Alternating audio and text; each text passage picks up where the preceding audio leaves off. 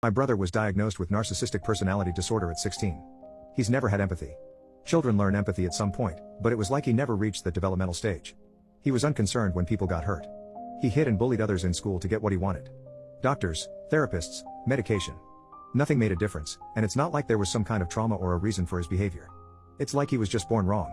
When he was 10 he started taking and dealing drugs, since you can't be prosecuted under 14 in Germany. My parents called our version of CPS for help. He got more therapy, some inpatient stays and his own social worker.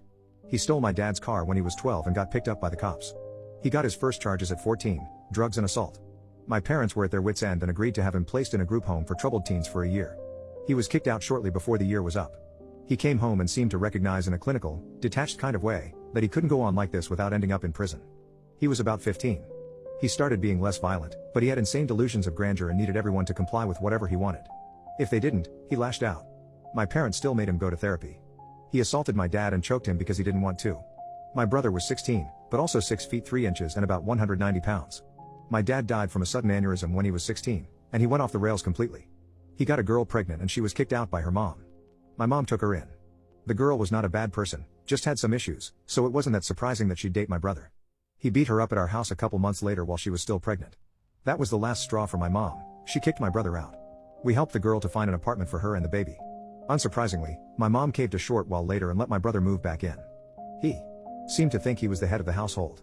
My parents never married, so my father's modest possessions went to me and my brother instead of my mom, and that included the car my dad bought a year before he died. It was the first brand new car he ever bought, a small one, but he was proud of it. My brother made my mom sell it so he could get his half of the money. It wasn't even a fucking expensive one, and my mom was devastated to lose my dead dad's little car. I was 20 then, my brother was 17. He was verbally abusive and basically tortured my mom mentally. He threatened to hit me on a daily basis whenever I didn't do something or give him something he wanted. He also threatened to kill me a couple of times. On a particular bad day he told my mom that he'd have no trouble to get a couple guys to run her off the road when she went out. When the threats got stale, he'd beat me up every couple weeks. There was one particular instance where I was actually afraid he was going to kill me. He did his usual spiel of using me as a verbal punching bag because he had had a bad day, and I was just burnt out. Didn't even react anymore. He hit me a couple of times and choked me. No idea how, but I fought him off, grabbed my phone and ran to the bathroom where I locked myself in before he could get to me again. He was trying to beat down the door while I called the cops. The cops did nothing. Told me he lived there, so we'd have to get along, and since we both said opposing things, nothing would come of it. I insisted they take my fucking statement. My mom wasn't home at the time, but she was a wreck anyway and couldn't deal anymore. A couple days later, my aunt came to visit for a couple of days. My brother was his charming, manipulative self for her. My aunt tried to pressure me into not pressing charges, since apparently I gave myself the dozens of bruises and contusions I had, as my brother had told her. I was severely suicidal at that point and gave my mom an ultimatum, me or him. She kicked him out again. He came back a year later, and I moved out for college immediately. I don't blame my mom much anymore, rock and a hard place and all that, but she never could understand the fact that her love for her son was misplaced. He didn't have the things that made someone human. He had no empathy, he was not capable of love, he was just an empty shell that went through life trying to get whatever pleasures he so desired by whatever means necessary. I haven't spoken to or seen him in about 7 years, but my mom's still in contact with him. He went to Spain when the mother of his daughter tried to get child support.